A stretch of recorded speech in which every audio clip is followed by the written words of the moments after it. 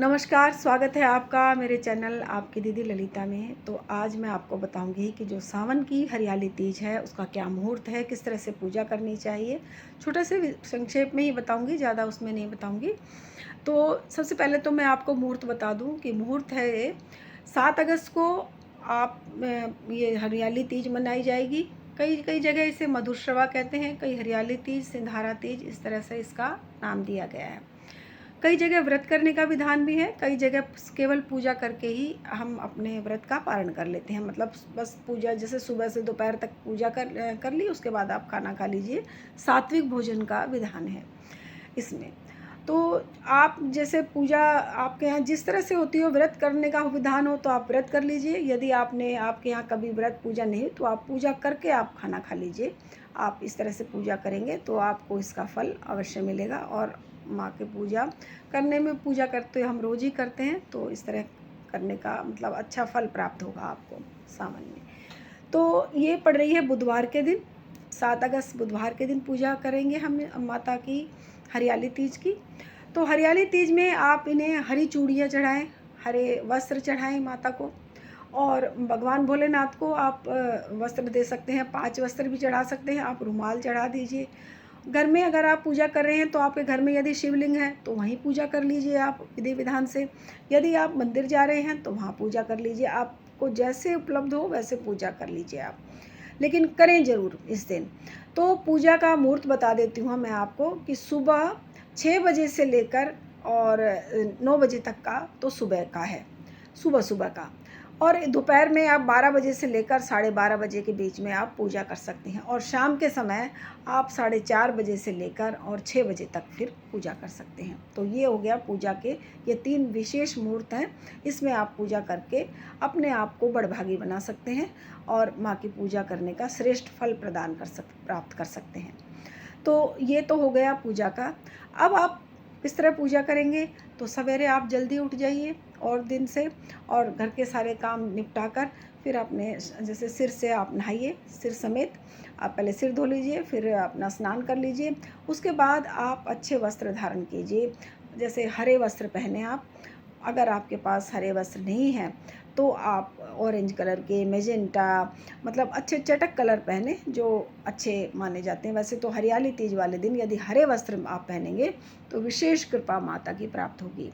तो हरे वस्त्र पहने, हरी चूड़ियाँ पहने, मेहंदी लगाएं और मांग सिंदूर भरें, अपना आलता लगाएं। आप नए वस्त्र आभूषण सारे नए पहने। उसके बाद में पूर्वाभिमुख होकर आप माता रानी की, अगर आपके पास शिवलिंग है, अगर पार्थिव शिवलिंग का निर्माण कर रखा है, मिट्टी के शिवलिंग का, तो आप उनकी पूजा करें। नहीं तो आप माता गौरी और शिव और भगवान भोलेनाथ और कार्तिकेय जो बैठे, माँ गौरी और भोलेनाथ बैठे हैं, और गोद में कार्तिकेय भगवान और गणपति भगवान बैठे हैं, उनकी आप पूजा अर्चना करें। उसके बाद सबसे पहले आप टीका तिलक लगाएं, फिर सिंदूर चढ़ाएं, सुहाग सामग्री चढ़ाएं, बिंदी, सिंदूर, चूड़ी, ये सब माता को चढ़ाएं। काजल, महावर, मेहंदी, इत्र, ये आप अवश्य चढ़ाएं। फिर आप थोड़ी सामग्री ज़्यादा ले लीजिए। तो आप ऐसा कीजिए, जो कुछ मंदिर में दे दीजिए, कुछ अपने घर में बांट दीजिए, कुछ आप अपने लिए रख लीजिए। इस तरह से फिर आप रुद्राष्टकम का पाठ करें, शिव चालीसा का पाठ करें। और फिर आप माँ भगवती के लिए, माँ पार्वती के लिए भी आप जैसे पार्वती चालीसा पढ़ सकते हैं। ओम ऐं ह्रीं क्लीं चामुंडाय विच्चे का जप कर सकते हैं, माँ स्वयं दुर्गा है। और फिर उसके बाद में आप आरती करके और फिर आप अपने जो भी आपकी मनोकामना है उसे पूर्ण करें। अब आप कहेंगे कि हम क्या भोग चढ़ाएं, तो भोग प्रसाद में आप जो भी ऋतु फल है वो चढ़ाएं। और सावन में घेवर का विशेष महत्व होता है, तो घेवर आप अवश्य चढ़ाएं। और वैसे आप भगवान को जनेऊ और बेलपत्र, भांग, धतूरा, ये सब चढ़ाएं, और चंदन ये आप अवश्य चढ़ाएं। और आप 2 डिब्बियाँ ले लें सिंदूर की, तो 1 डिब्बी आप या थोड़ी फालतू ले लें। अगर आपके घर में फालतू मतलब ज़्यादा सदस्य हैं तो सास को दे सकते हैं, नंद को दे सकते हैं, जेठानी, देवरानी, आपके आस पड़ोस में कोई है तो आप इस दिन उन्हें दान कर सकते हैं। सुहाग सामग्री इस दिन दान करने का विशेष महत्व होता है।